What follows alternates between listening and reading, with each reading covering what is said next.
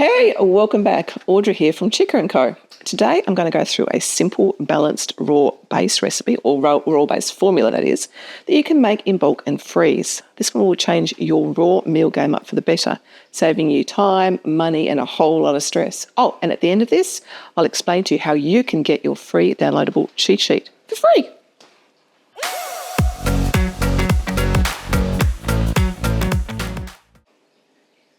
Looking for a simple and healthy everyday whole food formula for your doggo. This recipe, or formula rather, will form the base of your dog's complete and balanced diet. It's an everyday base meal mix. This is what you can feed on a daily basis with the addition of some other foods like seafoods, eggs, raw meaty bones on rotation. This mix is not complete, but it is balanced. This balanced and complete concept happens over time, weeks in fact. Remember, you can never create a complete and balanced meal in a single bowl. Rather, it's a complete and balanced diet. I've done another complete video on this topic, and it debunks this entire complete and balanced food claim made by most big commercial pet food manufacturers. It's linked below. So, what's in this base formula? Today I'm going to make a beef recipe and a chicken recipe. They are both following the exact same formulation and quantities of ingredients. This formula can be made with any sort of proteins sourced from a wide variety of animals. Think turkey, lamb, goat, pork, venison, rabbit, water buffalo, and so on. These animal-sourced proteins should come from as many varied sources as possible, and each animal has different nutrient profiles. A chicken breast, for example, in comparison to a piece of beef rump, have very different protein compositions. But unless you really want to, there's absolutely no need to memorise all of the different benefits of the different types of meats. Again, all you need to do is offer as much variety as possible, and you'll balance over time. The key here is to not sweat the small stuff. Don't overthink things too much. It's important to experiment with different rotations of meats, bones, fruits and veggies to find out what works best for your furry friend. And if your doggo has a specific health issue, such as arthritis, for example, you can customise this formula to help reduce the swelling and pain of movement simply by including more oily fish and green-lit mussels, for example. You can also add 100 grams of cooked pumpkin per 1 kilogram of food to stretch this recipe out as a cost-saving hack.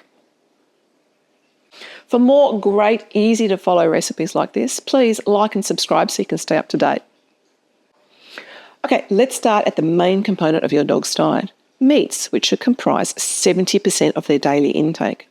Boneless meats fall into two categories, that is boneless meat, and this should make up 50%, and then there is the boneless muscular organs, making up the remaining 20% of this portion. There is a difference, and a lot of people think that these organs should fall under the offal percentage of the diet. This is not the case, even though they are technically organs. Muscular organs are what the name suggests, an organ that has a job. They're actually a muscle. They do nothing else than move through things through the body. Confused? Stick with me. Muscular organs are things like hearts, that pumps blood, lungs that move and process air, tongue, a muscle that moves food, tendons that act like rubber bands holding the skeleton together, trachea, that's the throat, that's a muscle that swallows food, and green tripe, that's the lining of the stomach that processes nutrients. Pizzle, that's willy for those who don't know, uterus and intestines, which are long, ropey muscular tubing designed to move food through the body. Now, all these muscular organs, which is what you see here and here, have complex vitamin and mineral compositions different from the traditional meats we understand and like to eat. So the formula here is 50% regular meats and 20% of the muscular meats. I'm just using chopped up beef chuck steak here for the beef mix and chicken thighs for the chicken mix. My containers hold 1 kilo, so I'm following the 1 kilo recipe shown here. Okay, so here we have the chicken formula. So there's 500 grams of chicken thighs that I've simply chopped into the bowl, like so. Next up is the 200 grams of the muscular organs. These are hearts, chicken hearts. So they're wonderful. They're all chopped up there too. And then we have giblets and the green tripe. So that makes the 200 mix. There we go. Then we add 20 grams of liver. Okay, so the liver is the nutrient powerhouse. Very, very, very important. We've got 90 grams worth of cooked veggies. Today's mix is whatever was in season at the market, like so. So very important, don't forget to include the shell. In that goes. And today's seed mix for this one is going to be some ground hemp seed. There you go, into the bowl. Now, don't forget to give it a really, really good mix. Some dogs don't like offal, and so they tend to be really picky. There we go. And simply pop it in the container, pop the lid on, right on the top of the container what the mix is, and pop it in your freezer. That's the chicken mix done. Now, here is the exact same formula, but now we're doing it with a beef mix. So this is the beef chuck that I was talking about, 500 grams. In we go. This is the muscular meat, which is beef heart, one of my dog's absolute favourites. Then we've got more muscular organs over here. This is tongue, and this is green tripe. Got our veggie mix happening here. In it goes, like so. Don't drop the entire bowl. Oops, don't forget the liver. That's the most important part.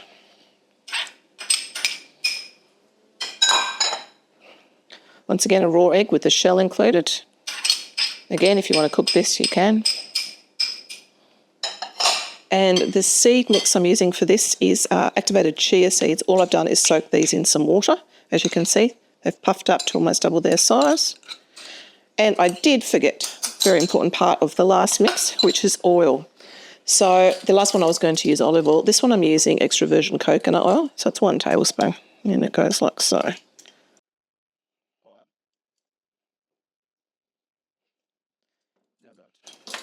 Give it a good mix. Pop it in your container like so. Pop the lid on, right on it. This one's the beef mix. And that's it. Easy peasy. Okay, now for the soft, raw, meaty bones that are entirely edible. The 1 kilo containers I'm using today hold exactly 8 meals for my 5 kilo dash ounce. That is 125 grams per meal. So rather than including these in the containers, and there's really not that much room, I like to freeze the chicken necks and chicken wing tips separately and defrost them when I need. I just find it easier this way. But if you like, you can pop them on top with the base mix and it's good to go. As you can see, there's not much room in my containers. There you have it. 2 kilos of beautifully formulated, balanced food. Don't forget to write on the lids, otherwise you won't know what's in them. And that's how easy it is. My freezer is stacked full of these base mixes, and I make sure to offer a different mix every day. There's nothing wrong with mixing different types of meats and offal together, so don't think that you should stick to only one type for each container. On top of this base formula, I offer my dogs fresh seafood and harder recreational bones to chew on to clean their teeth. I've done a complete video on all things seafood and another on all things bone related. The links are both below. Check them out for more information.